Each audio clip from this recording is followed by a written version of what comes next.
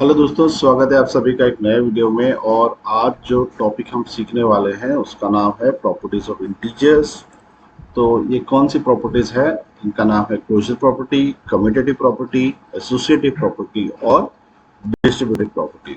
तो वीडियो शुरू करने से पहले आप सभी लोगों से रिक्वेस्ट करूंगा कि अगर अभी तक आपने चैनल को सब्सक्राइब नहीं किया है, प्लीज चैनल को सब्सक्राइब कर लें।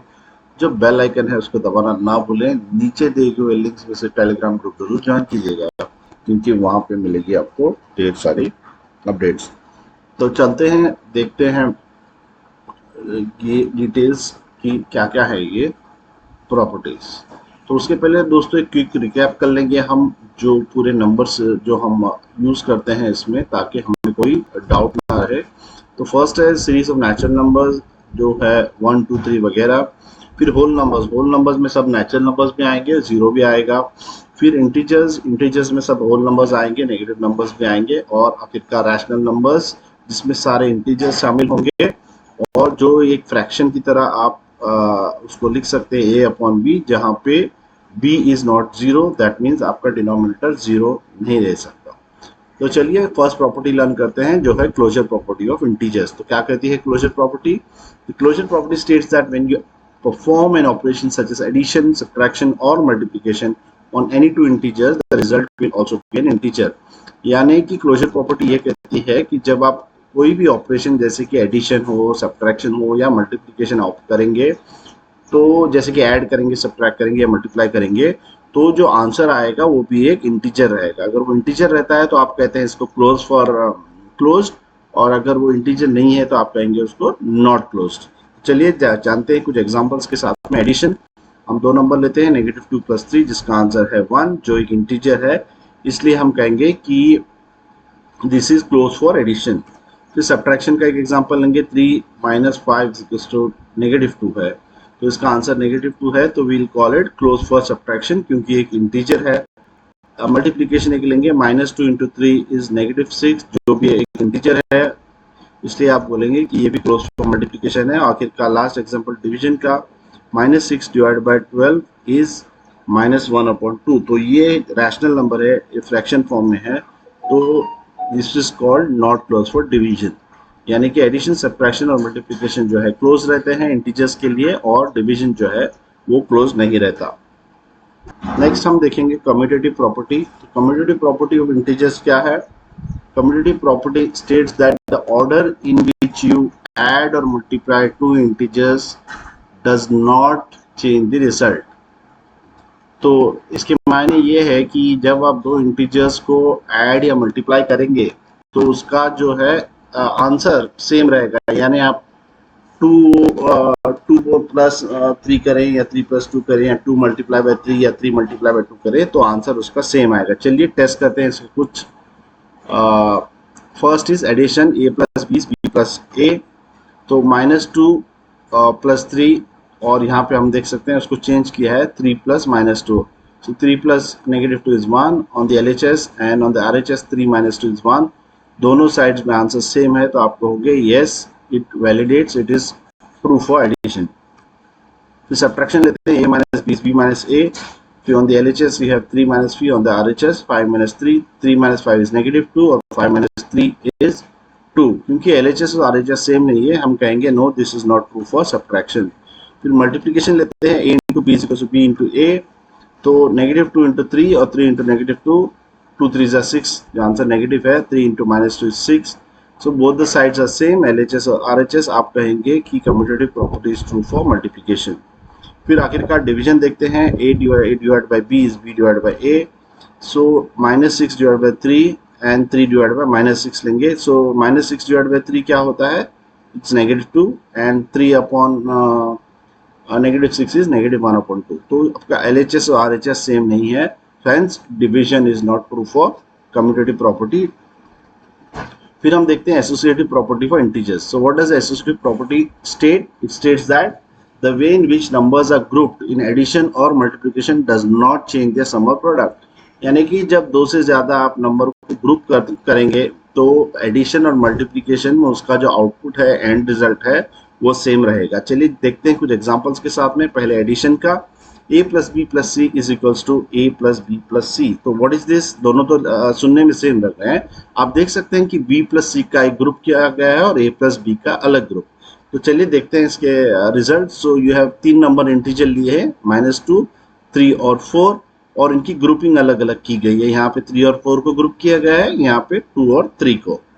तो जैसे कि हमेशा मैं कहता हूँ, आपने हमेशा बॉड मास यूज करना है। अगर आपने बॉड मास का वीडियो नहीं देखा है, आप बॉड मास देख सकते हैं। तो फर्स्ट हम सॉल्व करेंगे ब्रैकेट। सो 4 + 3 = 7 और -2 + 3 विल बी 1। तो उसको फर्दर सॉल्व करेंगे तो -2 + 7 आपको आएगा 5 और 4 + 1 = 5। दोनों साइड सेम है, तो आप कहेंगे yes it is true for addition. फिर सब्ट्रैक्शन चेक करेंगे, a - b - c is equal to a - b - c। Grouping आपका b - c और a - b का। नंबर यहाँ पे 3 - 5 - 2 और यहाँ पे 3 - 5 - 2 वही है। तो ग्रुपिंग यहाँ पे 5 - 2 का और 3 - 5 का। ब्रैकेट सॉल्व करेंगे, 5 - 2 है 3 यहाँ पे, सो 3 - 3 और यहाँ पे 3 - 5 इज 2 विच इज -2 क्योंकि 5 बड़ा है। तो -2 -2। सो व्हेन यू LHS आप सॉल्व करेंगे आपको 0 मिलेगा, RHS में 4। LHS और RHS मैच नहीं कर रहे, इसलिए ये जो प्रॉपर्टी है वैलिडेट नहीं होती सब्ट्रैक्शन के लिए। फिर चेक करते हैं multiplication, a × b × c is equal to a × b × c। b और c का ग्रुपिंग और a b का ग्रुपिंग किया गया है यहाँ पे। तो एग्जांपल लेते हैं, -2 × 3 + 4 इज -2 × 3 × 4। यहाँ पे ग्रुपिंग है 3 × 4 का और यहाँ पे -2 × 3 का। हमेशा की तरह ब्रैकेट आप सॉल्व करेंगे, 3 × 4 = 12 और यहाँ पे 2 × 3 = 6, नेगेटिव साइन। अगर इसको फर्दर सॉल्व करें, 2 × 12 = 24 एंड 6 × 4 = 24। आपके LHS और RHS दोनों मैच कर रहे हैं, इसलिए आप कहेंगे कि आपकी एसोसिएटिव प्रॉपर्टी वैलिडेट होती है मल्टीप्लिकेशन के लिए। ये इज ट्रू। आखिरकार डिवीजन देखेंगे, a/b/c is equal to a/b/c। यहाँ पे ग्रुपिंग b और c की है और यहाँ पे और b की। चलिए एग्जांपल देखते हैं, -6/2/3 एंड 6/2/3। तो पहले ब्रैकेट सॉल्व करेंगे, तो 2/3 आपका क्या होगा, 2/3। तो 6/2/3 क्या होगा, इनवर्स और मल्टीप्लाई। सो यू हैव ये -6 इंटू ये आपका 2/3 का 3/2 इनवर्स हो गया यहाँ पे, और 6/2 इज 3। सो 3/3 आप यहाँ पे जब सॉल्व करेंगे, 2 × 3 = 6, सो 3 × 3 = 9, नेगेटिव हो गया 3 एंड 3/3 इज 1। आपका LHS और RHS मैच नहीं कर रहे हैं, तो this is not true for division, associative property. जो आखिरी प्रॉपर्टी देखेंगे वो है डिस्ट्रीब्यूटिव प्रॉपर्टी फॉर इंटीजर्स। तो what does this property state? This property states that multiplication distributes over addition और सब्ट्रैक्शन। तो क्या कहती है डिस्ट्रीब्यूटिव प्रॉपर्टी ऑफ इंटीजर्स? ये कहते हैं कि जो मल्टीप्लिकेशन है वो डिस्ट्रीब्यूट होता है एडिशन और सब्ट्रैक्शन के ऊपर। चलिए एग्जांपल देखते हैं पहले मल्टीप्लिकेशन और एडिशन का। तो ये रहा आपका equation, a × b + c is equal to a × b + a × c। ये हमें कैसे मिला? तो फर्स्ट क्या होगा, मल्टीप्लिकेशन में डिस्ट्रीब्यूट करेंगे एडिशन के बीच में। कैसे होता है ये? तो a × b, ये रहा आपका, फिर आपकी पॉजिटिव साइन यहाँ पे एडिशन की यहाँ पे, फिर a × c। तो इस तरह से मल्टीप्लिकेशन और एडिशन डिस्ट्रीब्यूशन होता है। अभी वैलिडेट करते हैं इसको चेक करके एग्जांपल के साथ में। तो -2 × 3 + 4 इज -2 × 3 प्लस -2 × 4। ये कैसे मिलता है? तो -2 × 3 आपको करना है यहाँ पे, -2 × 3, और दूसरा क्या रहेगा आपकी plus sign and -2 × 4। So bracket solve करेंगे, 7 4 + 3 = 7, 7 × 2 इज ये 2 × 3 = 6, सो 2 × 7 = 14 और ये नेगेटिव, और राइट साइड में भी -14। दोनों साइड्स मैच कर रहे हैं, तो आपकी जो है डिस्ट्रीब्यूटिव प्रॉपर्टी वैलिडेट हो चुकी है और it is true for multiplication और एडिशन। फिर हम चेक करेंगे मल्टीप्लिकेशन और सब्ट्रैक्शन। तो यहाँ पे क्या है, a × b - c is equal to a × b - a × c। तो यहाँ पे a मल्टीप्लाई बाय b होगा, नेगेटिव साइन आपकी बीच में, और a × c। सो ये रहा आपका एग्जांपल, -2 × b - 3। ये क्या होगा, -2 × 5, आपकी जो है नेगेटिव साइन बीच की यहाँ पे आएगी, और फिर -2 × 3 हो गई है। सो -2 इंटू ब्रैकेट सॉल्व करते हैं, आपको 5 - 3 यहाँ पे 2 मिलेगा, और -2 × 5 इज 10, -10।